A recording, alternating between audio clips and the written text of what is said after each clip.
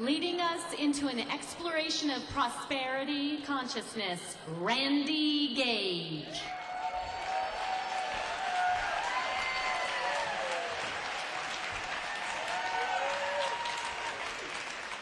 Than on the flight home from Tahiti, Air France 747.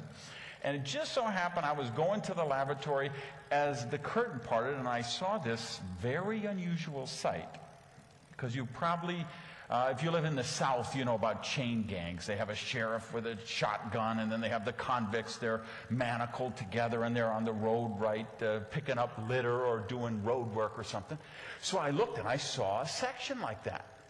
And these people, strapped in. So I say to the flight attendant, is this like a prison barge or something?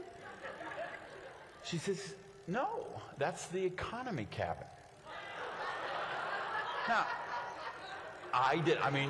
you probably didn't know either, right? Did you know there's this whole other section in the back of the plane? I didn't know. Behind the curtain, these people, they're all strapped in. They throw them a bag of peanuts. And, oh, she gave me the whole can of Coke.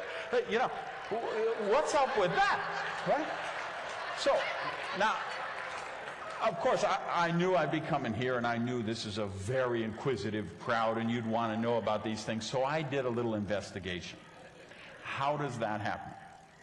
Well, it turns out you could get like $1,500. You could get 2 tickets in the back of the plane to Tahiti, and maybe $15,000 to $18,000. You get 2 tickets in the front.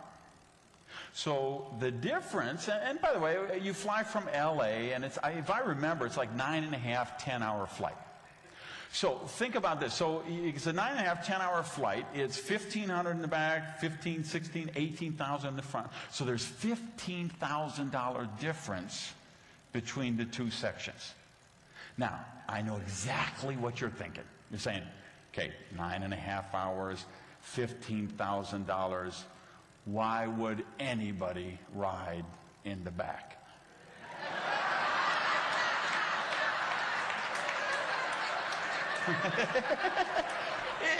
Is that not what you were thinking? Because if that's not what you're thinking, then we need to explore your prosperity consciousness. So here's the million-dollar question that begets, which is, why isn't your business doing better? Now, I learned from NSA, research your audience, find out. So what I did leading up for the last week is I read every single one of you's websites, one sheet, and packet for every person in the room. Here's what I've discovered. We have 517 people who are the #1 sales trainer in the world.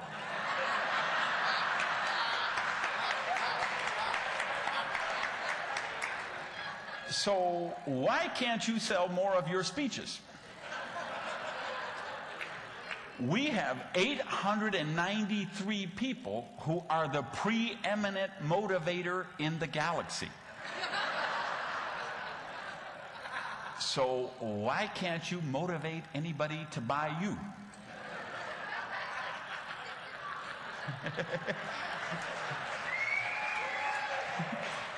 And we have about 312 people who claim they can actually move mountains with a mustard seed.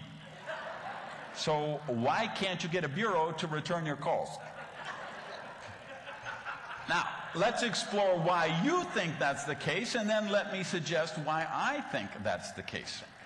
What you think is because that brilliant marketing intern you hired from high school for $7 an hour isn't able to convey your greatness to the meeting planners.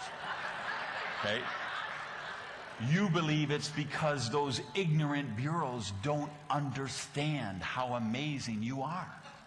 You believe it's because of those evil, mean, nasty screeners who are keeping your book away from Oprah. Let me tell you what I think. I believe you're not manifesting more prosperity because you are self-sabotaging yourself. And I didn't know, because I did it for 30 years of my life. Okay? And I believe you self-sabotage yourself because of limiting beliefs that you have. And see, what's happening with the government, what's happening with the organized religion, what's happening with the data sphere, is they're programming you 24 hours a day, 7 days a week. And you know what they're programming with you? 95, 96, 98% of the time, it's negative, lack-centered programming. Money is bad, rich people are evil, it's spiritual to be poor, it's noble to be poor.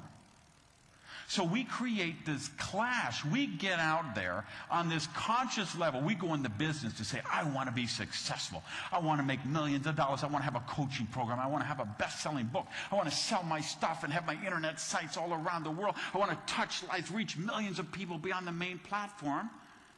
And then you have the subconscious mind saying, if you keep doing that, you're going to become one of those evil, mean, nasty, rich people. So you better sabotage yourself right now so your family still likes you, so you still fit in with your friends, so you're okay in society, so people don't get jealous. So I went out, and for the first years, I taught how to make money, and I was pretty good at making money. So I was okay. I was congruent to do those programs, but I didn't really know prosperity. It took me a long time. It took me about 7 years of personal therapy to get to the point where I could like myself. It took me about 7 years of therapy to get to the point where I could be in relationship with people. And it took me losing everything and then finding my spiritual sustenance to then be able to really understand what true prosperity and abundance is about. See, we got all kind of people in NSA. Well, I watched The Secret 11 times. Why am I not more successful? Let's be real, kids. Sitting home watching The Secret 11 times is not going to make you successful.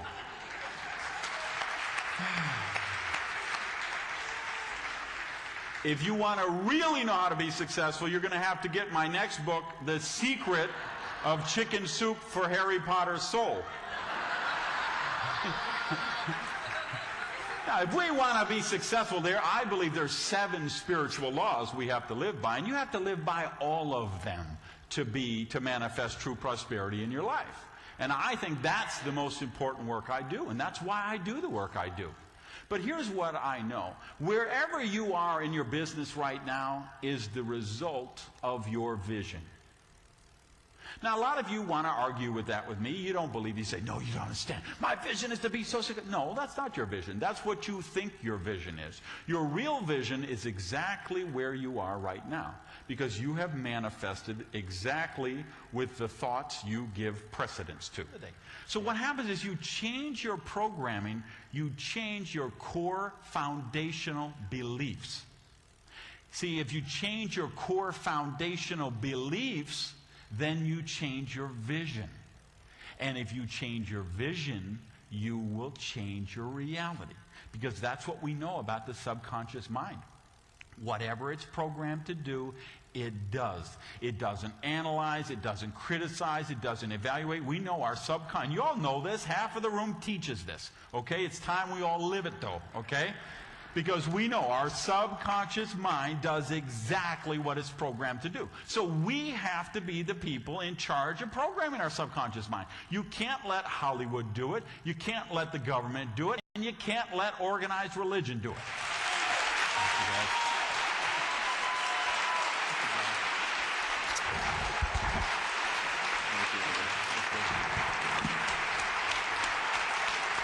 Randy Gage.